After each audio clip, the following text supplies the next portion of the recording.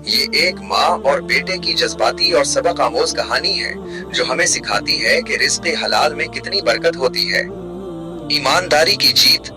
किसी बस्ती के किनारे एक छोटा सा कच्चा मकान था जिसमें सकीना बीबी अपने यतीम बेटे अहमद के साथ रहती थी। अहमद अभी 12-13 साल का था, लेकिन हालात ने उसे वक्त से पहले बड़ा कर दिया था। सकीना बीबी लोगों के घरों में सिलाई कढ़ाई करके बमुश्किल गुजारा करती, मगर उनका एक ही उसूल था, पेट पर पत्थर बांध लो मगर जबान पर हराम का जायका ना आए। आजमाइश का वक्त। एक दफा बस्ती में काम मिलना कम हो गया और 2 दिन तक इनके घर चूल्हा न जला। अहमद भूख से निठाल था। उसने सोचा कि शहर जाकर कुछ मजदूरी करे। शहर जाते हुए उसे रास्ते में एक कीमती बैग मिला। जब अहमद ने उसे खोला तो वो नोटों से भरा हुआ था और उसमें एक सोने की घड़ी भी थी। अहमद के कदम एक लम्हे के लिए डिगमगाए। उसने सोचा, अगर मैं ये ले लूं तो माँ की बीमारी का इलाज भी हो जाएगा और हमें कभी भूखा नहीं सोना पड़ेगा। लेकिन अगले ही पल इसे अपनी माँ का चेहरा और उनकी नसीहत याद आ गई। अहमद बेटा, गरीबी मिट जाती है लेकिन हराम की कमाई का दाग कभी नहीं धुलता। ईमानदारी का सिला।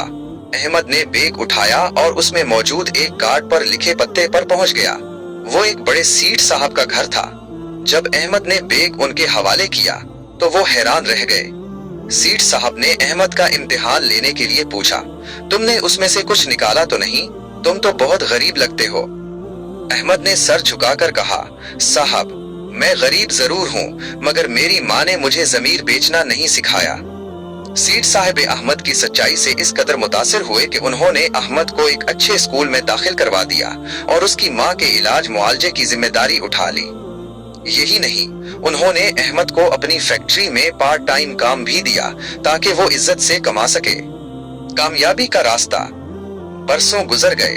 अहमद अपनी मेहनत और ईमानदारी की बदौलत उसी फैक्ट्री में एक बड़े ओहदे पर पहुंच गया। आज उसके पास अपना घर भी था और हर आसाइश भी। एक शाम जब वो अपनी माँ के साथ बैठा था तो सकीना बीबी ने उसका माथा चूम कर कहा, बेटा, अगर उस दिन तुम इस बैग से 1 रुपया भी रख लेते तो आज शायद तुम्हारे पास दौलत तो होती मगर ये सुकून और इज्जत न होती। नतीजा, मेहनत और ईमानदारी का रास्ता कठिन जरूर होता है लेकिन इसकी मंजिल हमेशा खूबसूरत और पायदार होती है। अल्लाह तालीज़ सब्र करने वालों और हलाल कमाने वालों को कभी तन्हा नहीं छोड़ता।